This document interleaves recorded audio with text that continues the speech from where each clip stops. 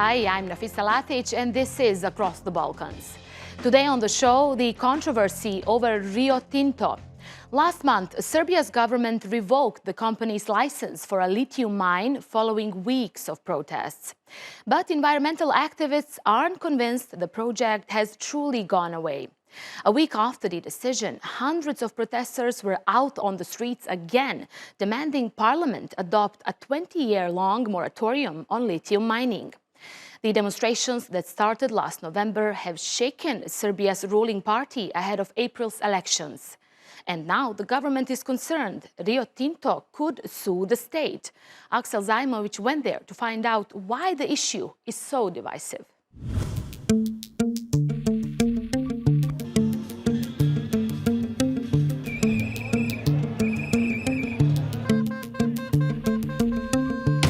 A profound sense of anger has brought Serbians to the streets.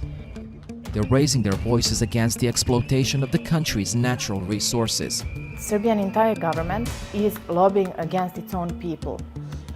Weeks of roadblocks turned violent after plainclothes police got involved. But protesters prevailed. Naši protesti moraju da se nastave. Nema stajanja. Nema! Mnogo se diglo buke, veruj mi da ćemo možda i uspeti. Serbia is believed to have large deposits of lithium, the metal essential to a clean energy transition, and its reserves have caught the attention of mining giants. Mislim da bi realizacija ovog projekta zaista imala potpuno nesagledive posljedice. I'm Axel Zajmovic, and to find out about the fortune in the ground, I'm traveling to Western Serbia. Here, I hope to understand why a mining project is weighing heavily on people's hearts.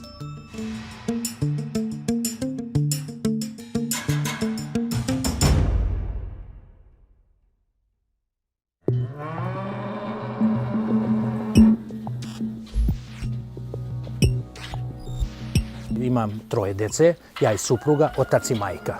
Znači, i svi smo radno aktivni na ovom poljoprivrednom gazdinstvu. Znači, svi smo radno aktivni, koliko ko može, spram svojih godina i mogućnosti pomaže u realizaciji svih ovih poslova. Predrag Đurić is a farmer in the Serbian village of Korenica, near the border with Bosnia. His farmland sits on Europe's lithium hotspot. Geologists in 2006 unearthed large deposits of the metal by chance, while looking for borates, compounds used in pharmaceuticals and building materials. But scientists also discovered something unexpected, a rare mineral containing both lithium and borates, not found anywhere else on the planet. It would later be named Jadarit, after the Jadar Valley. Ta ruda u sebi sadrži litijum, bor, natrijum, ali pored tih elemenata zbog kojih se vadi ruda, ona sadrži i toksične elemente. It was Rio Tinto, the British-Australian mining giant, which made the discovery. The company drew up plans to pump $2.4 billion into building Europe's biggest lithium mine, which it's believed could produce enough batteries for more than 1 million electric cars.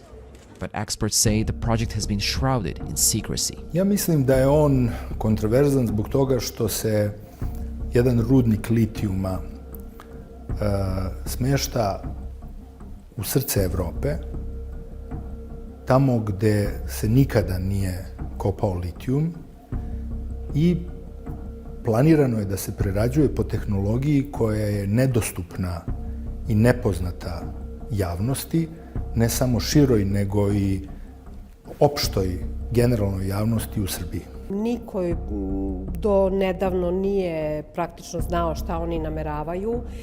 Oni su tu ušli, njima je početkom 2000. godina dato istražno pravo, 15 godina istražuju i negde prošle godine su krenuli intenzivnije u otkup zemljišta.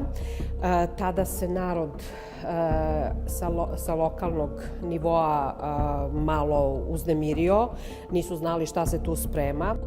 Marija Alimpić is one of those locals. She's a Latin teacher at a school here. She decided to act after seeing many homes around her family farm be sold to Rio Tinto. The company is planning to situate all that waste, toxic waste, containing a lot of toxic elements right next to that farm on the area of 360 hectares. And that's how we found out actually that something is happening. Zašto se pre niste bunili, ali nismo znali način eksploatacije te rude? Rio Tinto says the entire project is in line with the highest environmental standards. But the company has a troubled past with similar projects elsewhere. It came under fire for blowing up an ancient Aboriginal cave in Australia in 2020, and it's also been accused of poisoning rivers in Papua New Guinea. Some fear a disaster could unfold in Serbia too. Utvrđeno je da postoji 145 vrsta biljaka i životinja koje se nalaze na listama strogo zaštićenih i zaštićenih vrsta u Srbiji prema nacionalnom zakonodavstvu. U slučaju da se otvori rudnik, kompletni živi svet bi nestao odatle. Tu nikakve sumnje nema. Kompanija Rio Tinto kaže da ima registrovane patente za novu tehnologiju, a mi smo utvrdili da ti patenti, osim patentnih prijava, nikada nisu dobijeni, niti dobijena saglasnost na patentne prijave, što znači da kompanija Rio Tinto iznosi neistine u javnosti u nameri da na neki način pasivizira javnost. Ovde je još opasnije zato što će ta ruda da se tretira koncentrovanom sumpornom kiselinom u dnevnoj količini od 1000 tona. Samim tim će svi ti elementi koji se nalaze u rudi da pretrpe hemijsku transformaciju i da se prevedu u neke oblike koji su mnogo štetniji nego samo njihovo bivstvovanje u rudi gde su oni zarobljeni u steni. To je jedan prvi onako signal da će tu biti poprilično velike katastrofe. I approached Rio Tinto several times, asking them to comment on these claims. They ultimately refused to talk. But what's the Serbian government doing about it?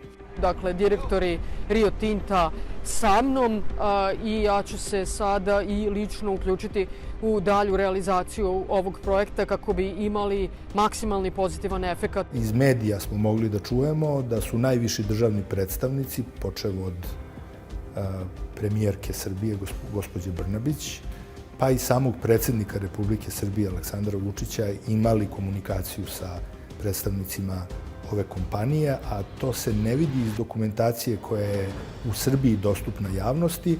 Do takvih saznanja smo dolazili na neki posredan način, na primjer, iz dokumentacije Evropske komisije. This document shows unwavering political support by Serbian President Aleksandar Vučić for the mine project. It also suggests the European Commission is supportive too, despite possible detrimental effect on the environment. Nije nepoznato da i kompanija Rio Tinto, poslujući po svetu, je prepoznata kao kompanija koja je kaljala svoj poslovni obraz i čiji su najviši službenici i odgovarali krivično zbog krivičnih dela iz oblasti korupcije, što bi moglo da ukazuje na jednu matricu poslovnog ponašanja ove kompanije ne samo u Srbiji, nego i svuda po svetu. But the government's handling of the situation didn't go down well with the public. The lack of transparency and alleged widespread corruption triggered nationwide protests and blocked roads.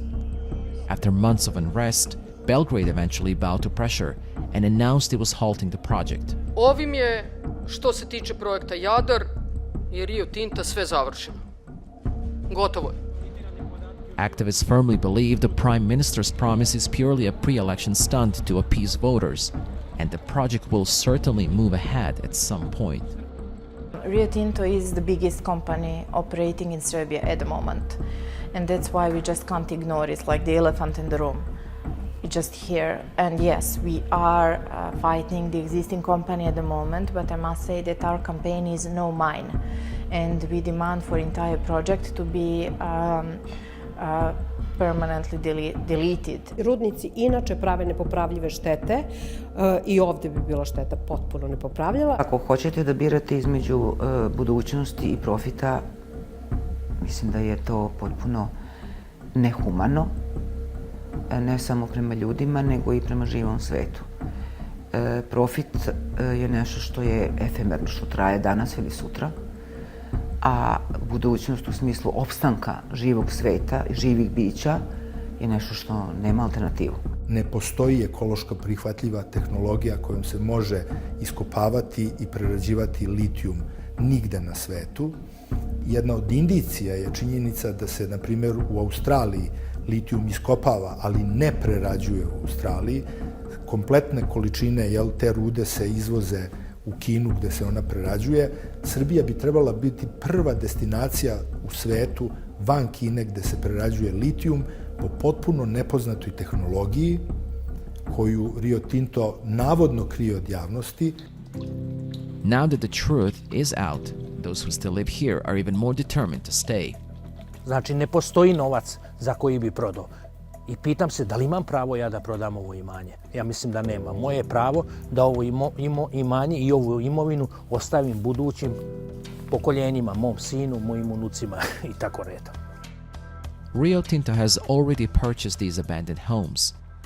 The previous owners ripped out the windows and roofs, but the future of this tiny village hangs in the balance, whether to be destroyed or not if Rio Tinto's plans go ahead. Axel Zaimovic, TRT World, Western Serbia.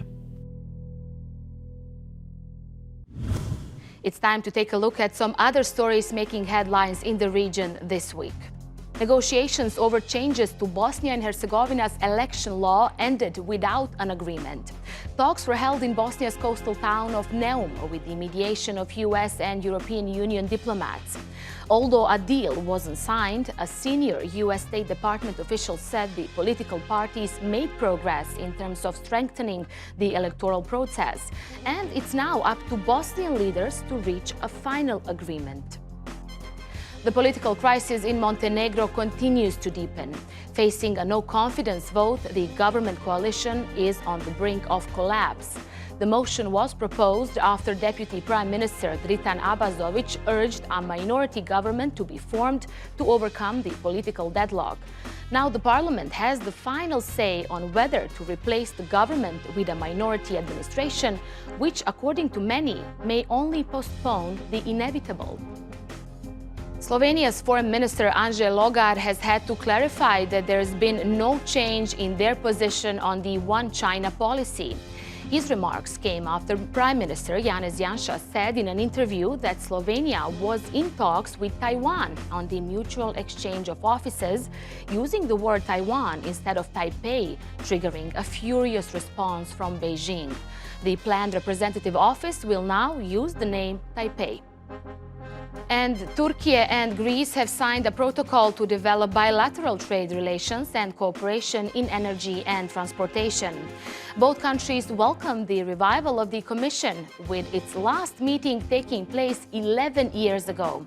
The delegations also reiterated their commitment to exploring ways to boost cooperation between the two countries. Let's turn our focus now to a positive development in the region. After a very long-standing dispute, Bulgaria and North Macedonia have finally signaled there is renewed hope of closer ties. Bulgarian Prime Minister Kiril Petkov welcomed his North Macedonian counterpart Dimitar Kovacevski to the capital Sofia in an effort to improve relations. Bulgaria's previous government had blocked North Macedonia's bid to open accession talks with the European Union because of a historical dispute over identity issues. But now, with newly appointed premiers in both Skopje and Sofia, the two sides seem keen to improve dialogue. Аз вярвам, че този диалог, тази конструктивна работа ще замести национализъм от език на омраза, дискриминационно поведение и ще покажем, че когато от двете страни има хора, които искат да направят добросъседство, това е само функция на усилена работа с ясни цели. Договоривме дека треба да работиме на теми кои што значат подобра економска соработка на полето на образованието, на полето на инфраструктурата, на иновациите, на се она што за граѓаните значи подобра комуникација, подобри врски, меѓутоа и подобрување на економската соработка со цел овој регион да го направиме регион на економски просперитет и на подобар и на регион подобро место за живење, за работа и за подобар животен стандард на граѓаните. To unpack this potential breakthrough, we've invited Ivailo Dichev onto the show. He's a political analyst and professor of cultural anthropology at the University of Sofia. Thanks so much for your time for us here on Across the Balkans. We really appreciate. Now, we have finally heard the word compromise somewhere along the lines from both sides. Are we getting any closer to some kind of deal here? Yes, I think so. Because we have a new government in Sofia, which is liberal, pragmatic. They got rid of the nationalists who actually imposed this veto 4 years ago. And now, of course, in this situation we are in, we need a compromise, as you said. And the compromise is found around a more economic, pragmatic approach to accession. So they started working on transportation, on culture, on various other things, leaving somewhat aside history, because history is what divides our two nations. And right. The compromise will be made on the question of the Bulgarian minority in North Macedonia. So the Bulgarian side has acquired the promise by the Prime Minister Kovacevski that they will inscribe Bulgarians as minority in North Macedonia with rights, with all what follows from that. So right. So the focus on economy and infrastructure, staying away from the history that is still seems to be very problematic. It's also agreed that some kind of a historical commission will have a couple of meetings trying to solve this situation. What is the role of this commission, and can it help this part of history that the Sofia and Skopje can't get along about? I think the historical commission has been a big mistake, because history is a big place. There are a lot of events in history that you can use either way. So that they didn't actually go much further. They still talk about medieval questions, which is absurd. We don't have anything to do with history in the European Union. And just imagine the precedent that we are setting by this. Tomorrow, when Kosovo will start negotiating with Serbia, or the Balkan countries with Turkey, if we put history forward, this will be a catastrophe. So that they cannot cancel this commission. But for the moment, it is just one of the 5 other commissions which work on different questions. As I told you, the compromise will be around this. The rights of the Bulgarian minority in North Macedonia. Right. Bulgarians had to vote 3 times last year to find some kind of coalition that could work. So what's the situation that Petkov is facing back home in Sofia? And does he face any opposition within this coalition to getting this deal done? And can this issue impact already complicated coalition that's currently leading the country? Unfortunately, very much so. And one of the problems in front of Petkov is actually the president of Bulgaria, who is much more populist than him. Same thing in North Macedonia, by the way. Their president is also more populist than the prime minister. So that the coalition is very difficult for parties. One of them, the former Socialist Party, then a very strange party by a singer, Slavi Trifonov, a popular pop folk singer, so that we don't know what will happen. But after these 3 attempts at forming a government, I think that they will be very cautious in leaving things not done. And now, Petkov is trying to, as we said, focus on economy and stay away from history. But how important is this issue to Bulgarians in general? Is this something that is concerning them in a daily basis? And can they leave this history in past? Can the past really be past anytime soon? I think it is not about history. It is about identity. History doesn't produce automatically national identities, as you know. And Macedonians developed a different identity throughout the 20th century. They were part of Yugoslavia. They didn't live a bad life under Yugoslavian socialism. Life was easier, more open. So that they are not so keen of being Bulgarian. That's what our compatriots don't understand. They don't understand that these people have become different. And focusing on history, faraway persons like medieval kings or Cyril and Methodius and this sort of thing is just an excuse for this sort of tension that has been produced. And I just will quote some figures. 50% of North Macedonians today think that Bulgaria is their main enemy. And 15% of Bulgarians are absolutely opposed of North Macedonia being a member of the European Union. You see that as a catastrophe. These two people that should be very close, they have a common life, common history, they have become enemies. This is very dangerous. I think that's the main issue here, that we have to overcome this conflict. Are you optimistic at all, Professor, now with the new governments and with these latest meetings? Are you optimistic moving forward that this dispute will finally come to an end in some way? I'm optimistic about what our government is trying to do, but I'm not optimistic about Europe as such, because in the European Union, they are not very enthusiastic about enlargement. Countries like France, like in the Netherlands, they don't want places like North Macedonia with 1/3 of Muslim population, not to speak about Albania with 70%. They are not very enthusiastic about enlargement.